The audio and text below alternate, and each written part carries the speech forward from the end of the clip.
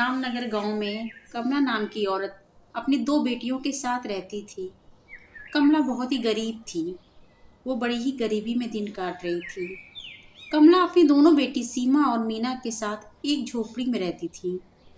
कमला गांव में छोटे मोटे काम करके अपनी जिंदगी बिता रही थी।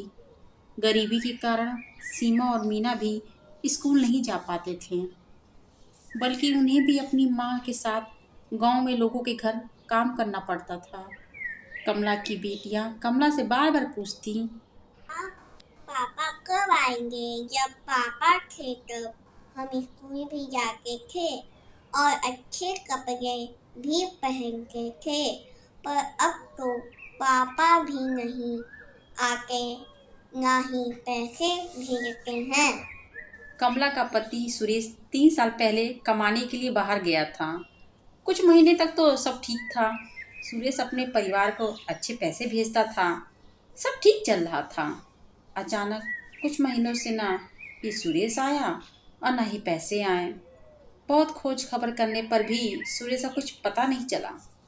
अब कमला को अपने परिवार का गुजारा चलाने के लिए गांव में लोगों के यहाँ काम करना पड़ता था। अब बेटियों ने भी कमला का हाथ बटाना शुरू कर दिया था। एक दिन कमला बाजार से घर आते हुए थक कर सड़क के किनारे बैठ गई और बड़ी दुखी मन से इधर उधर देख रही थी। तभी उसने देखा कि बगल में सड़क पर एक ज्योतिषी बैठा है, उसको देख रहा है। उस ज्योतिषी ने उसे अपना हाथ दिखाने को कहा। बेटी, क्या मैं तुम्हारा हाथ देख सकता हूँ? हाँ बाबा, क्यों नहीं?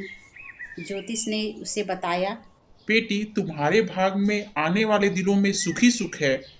तुम्हारे हाथ में तो राजयोग है। क्या बाबा, आप क्यों मजाक कर रहे हैं?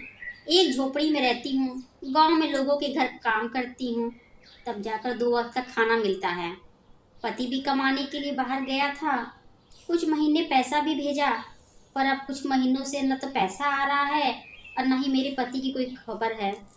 मेरा मन भी बहुत घबरा रहा है कि कोई बात ना हो गई हो, पर मुझे तो अपनी बेटियों का पेट पालना है, इसलिए मजदूरी कर रही हूँ। और आप कह रहे हैं कि मेरे हाथ में राजयोग है? बेटा, जो तेरे हाथ में लिखा है वही बता रहा हूँ, और हाथ की रेखाएं कभी झूठ नहीं बोलती। अगर यही बात है तो मैं भी कहती हूँ, मुझे राजयोग मिला तो मैं आपको भी उसमें हिस्सा दूंगी। अगले दिन गांव में बहुत भयंकर तूफान और बारिश आई। गांव की फसल को बहुत नुकसान पहुंचा। लोगों के घर टूट गए। कमला का घर की छत, दीवार, यहाँ तक कि जमीन भी फट गई। घर नीचे की ओर धंसने लगा। अपने घर की ये हालत देख के कमला और उसकी बेटियां बहुत दुखी हो गई। बादल से ना पानी रुक रहा था और ना ही कमला की आंखों से आंसू रुक रहे थे। गांव में पानी भर जाने के कारण कमला को कोई काम भी नहीं मिल रहा था। अब उसे 2 वक्त की रोटी भी नसीब नहीं हो रही थी। कमला ने सोचा, गांव में तो कोई काम मिलने से रहा, चलो बाजार जाते हैं और वहाँ कुछ मजदूरी कर लेते हैं, शायद कुछ खाने को मिल जाए। कमला बाजार चली गई। वहाँ मजदूरी करके वापस आने लगी तो सड़क पे वही ज्योतिष मिला। उसने कमला से कहा, कैसी हो बेटी, ठीक हो ना? क्या ठीक हूँ बाबा, आप तो बस रहने दो। कल के तूफान से मेरा घर टूट गया। गांव में मजदूरी के लिए कुछ नहीं बचा, ना ही खाने के लिए है और ना ही रहने के लिए। और आप कहते हैं कि राजयोग है मेरे हाथों में? आपको कुछ नहीं आता, आप सिर्फ ढोंगी बाबा हैं। कमला का गुस्सा देखकर बाबा ने कुछ नहीं बोला। बारिश रुक जाने के बाद कमला और उसकी बेटियां अपने घर को ठीक करने लगी। बेटियों ने अपने घर की ज़मीन को ठीक करने के लिए उस पर मिट्टी डालने लगी तो उन्हें कुछ चमकती हुई चीज़ दिखी।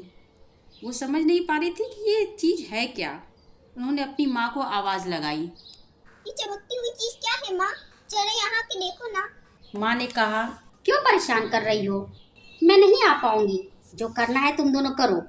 तब उसकी बेटियों ने वो मिट्टी में छिपी हुई चमकती चीज़ को बड़ी मुश्किल से निकाला। कुछ देर में बहुत सारे सिक्के इकट्ठा हो गए।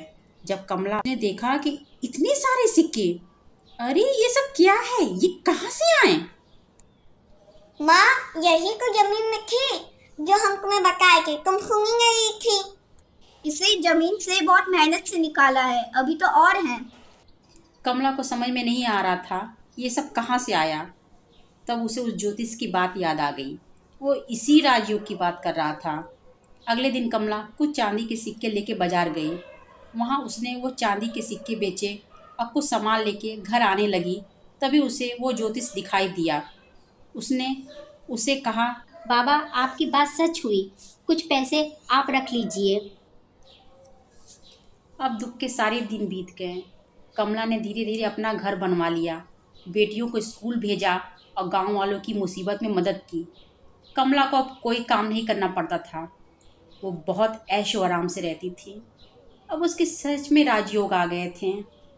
कुछ महीनों बाद कमला का पति सुरेश वहाँ आया और वहाँ पे अपना घर न देख के परेशान हो गया। उसने पड़ोसी से पूछा, यहाँ पे मेरा छोटा सा घर हुआ करता था, वो कहाँ गया? मेरी पत्नी, मेरी बेटियाँ, वो सब कहाँ चली गई? कहीं गांव वालों ने मेरी बेटी और पत्नी को निकाल तो नहीं लिया? मेरी जमीन पे कब्जा तो नहीं कर लिया? पड़ोसी ने कहा, अरे नहीं भैया, तुम गलत समझ रहे हो। ऐसा कुछ नहीं हुआ है। ये तुम्हारा घर है और तुम्हारे बीवी बच्चे भी यही हैं। जाओ अपने घर जाओ, तब तुम्हें सब समझ में आएगा। सुरेश घर में जाता है तो कमला उसे देख के बहुत खुश होती है और पूछती है, आप इतने महीनों से कहाँ थे? आप ही कोई खबर भी नहीं आई। कमला, मुझे कोरोना हो गया था। मैं बहुत बीमार था। मेरे बचने की कोई उम्मीद नहीं थी। कई महीनों तक बीमार पड़ा रहा। अब जब मैं थोड़ा ठीक हुआ तो थोड़े पैसे कमा कर, किराया जोड़कर तुम लोगों से मिलने चला आया। लेकिन ये सब क्या है? इतना बड़ा घर, ये ऐशोआराम, ये सब कहाँ से आए? हम लोग बहुत गरीबी में जी रहे थे। गांव में मजदूरी करके 2 वक्त का खाना मिल जाता था। एक दिन गांव में बहुत तूफान आया, घर की ज़मीन खिसक गई, उसमें दरार तक पड़ गई। बेटियों को अंदर से कुछ चमकती हुई चीज़ दिखाई दी। जब देखा तो वो चांदी के सिक्के थे। बस उसी को बेच के ये सब बनाया है। अब हम बहुत खुशी से रह रहे हैं, हमें कोई तकलीफ़ नहीं है। अगर हमारे भाग में कोई चीज़ लिखी है तो वो चीज़ हमें ज़रूर मिलती है।